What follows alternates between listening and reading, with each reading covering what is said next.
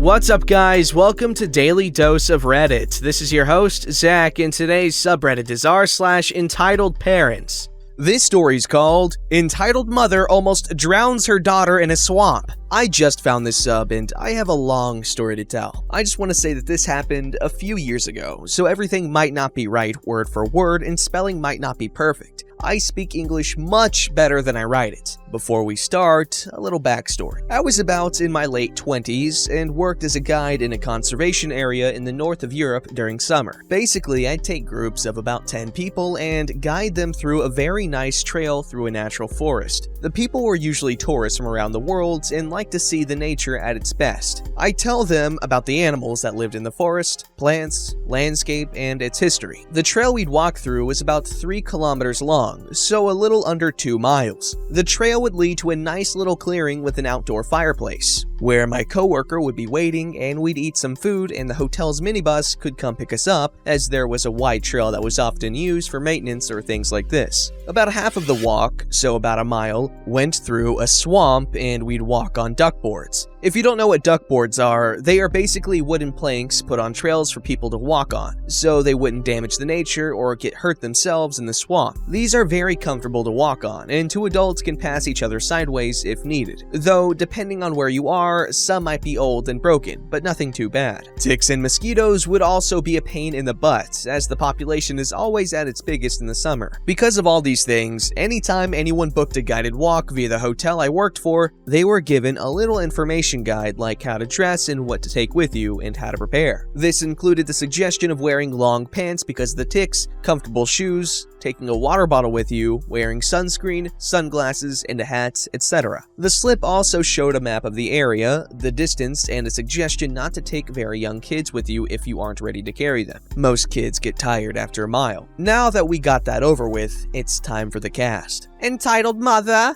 Entitled Daughter, Evil Demon. me. So our story begins in the late of July, on a bright, sunny day. I get to the beginning of the trail where the group was meant to gather. My clothing was pretty standard, so a blue t-shirt, dark green thigh pocket trousers, hiking boots, a white cap, sunglasses, and a backpack. The walk was set to start at 3 p.m., and I was glad to see the people arrive just in time. Everyone started checking in with me that they had showed up and so on. It seemed like a great day, but my joy was going to be taken from me. The moment Entitled Mom and Entitled Daughter stepped in my line of sight, I felt my heart sink. Entitled Daughter had shorts, a t-shirt, and sneakers, seeming around 7 years old, as she was pretty short. Entitled Mother, on the other hand, wasn't the most stereotypical Karen, but she had the attitude and sunglasses. Otherwise, she was dressed in very expensive-looking clothes, though still covering her legs as advised. Entitled Mom gave me a little attitude, but people get a little pissy in the heat sometimes, so I just got over it and we started walking. The trail we started walking on was wide enough to fit 4 to 5 people side by side, so the group could walk comfortably pretty close to each other, but still giving each other space. I was telling them about the plants, specifically the berries growing next to the trail, when one person in the group had a question if it would be okay to taste them. I showed the group the wild blueberries and strawberries, what they looked like, and so on, reminding them to never just eat any berries without asking, as we have a few poisonous ones that look exactly like blueberries. After that little thing, we continued walking, and everything was pretty much fine. I explained some questions to them and how the Ice Age defined the ground and such, reminding people to take sips from their water bottles.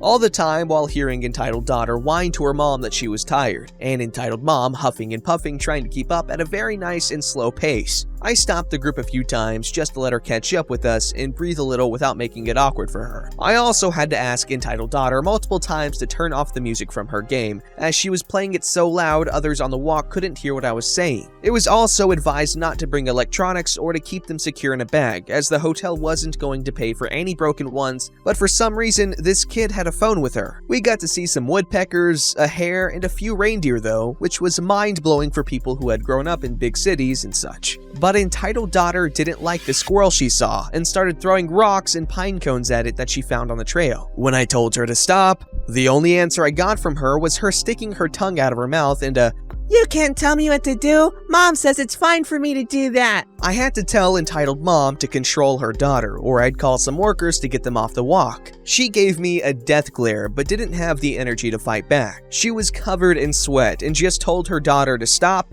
and walk. I was pleased with this, but I could hear her mumble something under her breath to her daughter. When we got close to the swamp and we saw the duck boards, I stopped the group to explain things. The next part we're going through is a natural swamp. There are the planks, and I'm asking you to keep walking only on them, as the floor is more delicate and can be damaged if you walk on it. Bog holes are also a thing you should be aware of. Normally they aren't that deep, but this is one of the deepest swamps in the country, meaning a bog hole can be 2 meters or about 6.5 feet deep. So please stay on the duck boards to keep yourself and the nature in good shape. Entitled mom seemed pleased for the hard surface, as the forest floor was softer and not consistent naturally. We started walking on the planks, and you could tell they were old. Some were rotten, but not too rotten not to be walked on. Those planks are always replaced for obvious reasons. I had started talking to my group more about the beard moss and how clear the air was, but that's when there was a loud splash and an ear-curdling scream, followed by more screeching and screams for help. But that was the moment I realized that entitled mom and entitled daughter weren't with the group anymore. Everyone ran on the planks back where we were coming from to see what was going on. Entitled mom and entitled daughter had left the duck boards, and entitled daughter was stuck in the swamp. They had gotten off, walked further into the swamp, and found a clearing. No plants. Few small pines growing around this small place covered in moss, and a tiny pond next to the moss. But the thing was that the moss was covering a bog hole, as it had rained all last week pretty heavily. It also had a ton of water in it. Normally, if an adult would step on something similar, they might just get their legs stuck, and with a little help or something to grab onto, they'd be able to pull themselves out. But with a child, it's much more dangerous, as they often try to kick themselves out, only getting themselves sucked more in. Also, because entitled daughter had probably jumped on the moss, both her legs were stuck. As soon as the moss broke beneath her, the bog hole had sucked her already waist deep. Entitled mom screaming to her daughter how she needs to swim out, only to worsen the situation, as bog holes aren't the same as quicksand, what she was thinking about. And you shouldn't even swim in quicksand. If you kick and try to wiggle your legs, this will just create bubbles, making you get sucked in deeper. I grew up next to a swamp, as I helped my mom pick some berries and such there. I was taught how to move around in a swamp ever since I can remember. Adrenaline kicked in, and I started screaming at entitled mom and entitled daughter. Don't struggle or kick, it'll just make you fall deeper. Hold still. Entitled mom, go to the duck boards right now. Follow your own steps and go by the trees. Shut up and just help me.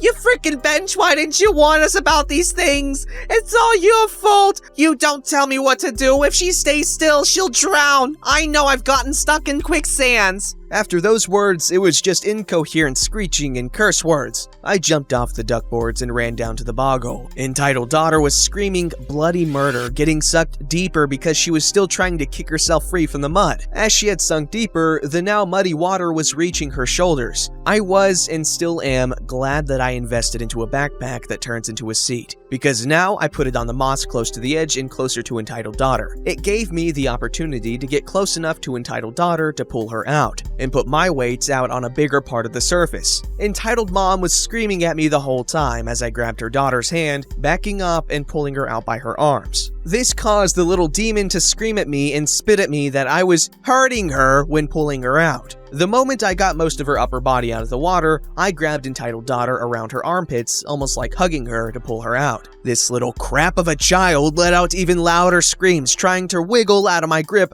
All the while, I was pulling her out from a very disgusting and slow death. She started scratching me, and I felt how my hair was being pulled in an aggressive manner, and entitled mom was screaming, You freaking kid deadlock, get your hands out of my daughter's chest. You just hurt her arms when pulling her out, you abusive sick bench. I couldn't let go of entitled daughter, as if I did to fight entitled mom, entitled daughter would be sucked right back in. This meant I had my hair pulled until I got entitled daughter pulled out of the bog hole. I fell back when she finally got free, and the moment I fell to the ground, I let entitled daughter go to her mom, covered in mud, missing one of her shoes that the bog hole had taken instead of her. I grabbed my backpack that was sunken almost totally and faced entitled mom, who slapped me. Her hair was still in my hand, as she had pulled so hard some of it came out. I'll sue you for assaulting my daughter and attempted murder. You freaking sick kid diddler. Now my daughter will have trauma and can't sleep at night. Are you freaking proud?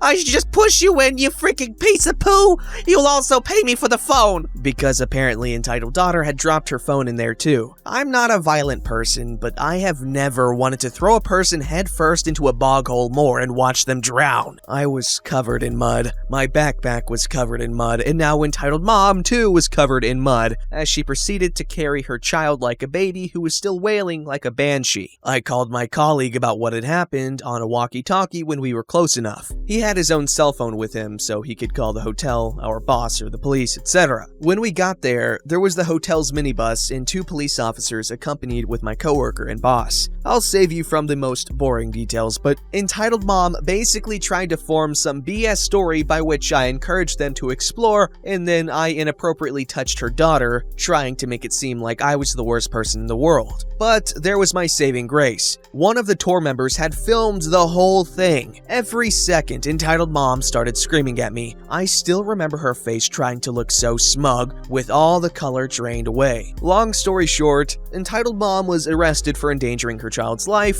assault, and a few other charges if I remember correctly. To be honest, the legal stuff is pretty much all a blurry memory, as I had my lawyer work out most of the things because entitled mom lived in a different country and such. I truly hope that someone more responsible got custody of the entitled daughter, but it didn't belong to me at all, so I honestly don't know. So entitled mom and entitled daughter, may you have a happy life somewhere the frick away from me. Be better human beings. Edit. Holy crap, this thing blew up. I was expecting just a few comments, but here we are. Thank you for the kind, non-Karenish Reddit user who gave me gold and the one who gave me silver. I really appreciate it. To all the people who were asking for the video, I'm sad to say I don't have it. It was never shared to me directly, and I have no idea of the person's name who filmed it or what happened to the video after the legal battle. Also, as so many of you left Shrek-themed comments, I truly thought about if I should put up a sign that says, "No entitled people from now on, as they shall and will be drowned in a bog hole." Why are people so garbage? Okay, this person saves this little girl from dying a very disgusting and slow death, as they mentioned, and they try to get, oh my god. Who lets these people reproduce?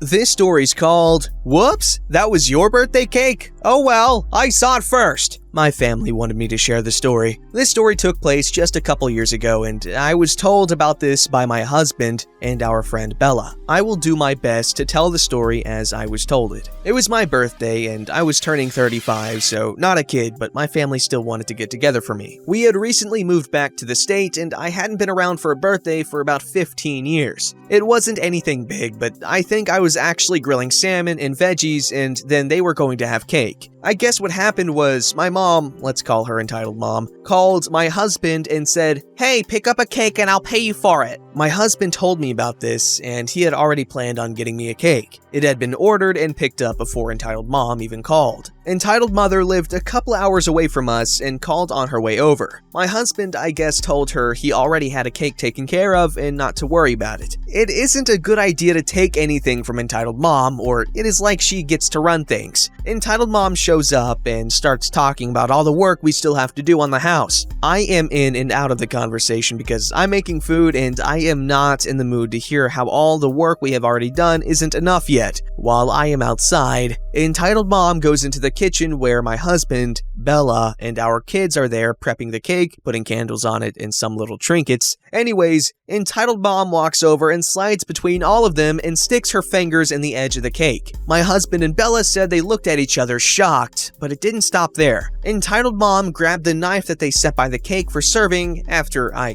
saw the cake, but entitled mom cut a big chunk out of the corner. When my husband said, "Entitled mom, OP hasn't even seen the cake yet," she just looked at him with daggers and said, "So?" My husband and Bella tried to hide the corner from me. It was funny. I asked after what happened. I kind of figured entitled mom had something to do with it. Like I thought, she would have told one of my kids they could have had a piece early. But I was a little shocked to find out she dove into my cake. After all, this was the woman who taught me my manners. This is a truly a do as I say and not as I do situation. Well, that's a very kind and loving mother. Jeez. Don't forget to like, subscribe, and hit that bell to never miss an episode.